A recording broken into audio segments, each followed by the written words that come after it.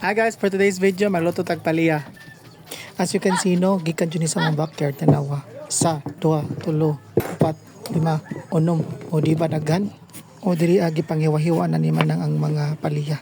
Nawa, yan ay kabuok, kadaghan kayo sa palaya. Fresh pa dyan ni kayo, tambok pa dyan kayo.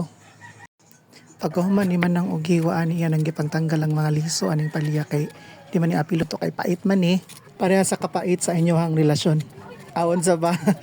Unya pa dyan na human si manang ni limpyo kay ubay-ubay lagi ni. Ug pag human ni manang og limpyo iyan ang gitagod-tagod. Awon sa paghiwa-hiwa niya ba pina-chef nga hiwa. Sana all chef. Ug nahuman na jud si manang og hiwa. Tinawa daghan di ba? Unya gipangdukol dayon ni manang ang mga ahos. Aw sa ba? Gipangkuan ba gipang piit-piit. Pag human nagdukol sa house, gipang kuan pa jud di man ang gipang hiwa-hiwa para monipis pa jud siya maayo. O gusto nito ni man ang bombay o ang kamatis. Ay na napansira ang mutataran kay naotan mig zone rocks. Dayon gisabligan ni man ang og asin para mawala ang kapait. So kung naa mo di amiga nga bitter kaayo, sabligi lang ninyo og asin niya kumot-kumuta ang baba para mawala ang ka-bitter.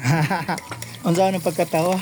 Karon magisa na tao gawas og sibo yung gisunod dayon ang kamatis, nagisunod dayon ang mga paliga.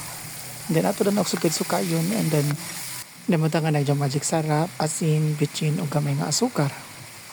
So kayo na ginagmay, takuban, tinigay, putang nga dayon og itlog. Kay mamo ni man pinakalami sa kuan paliya nga ng itlog. Og dihang sug kayon kadiyot. Nya unsaon ganito Grace Tan Felix? Okay na. Og luto na atong special paliya ala Job Skill Cool. Sana all Job Skill Cool.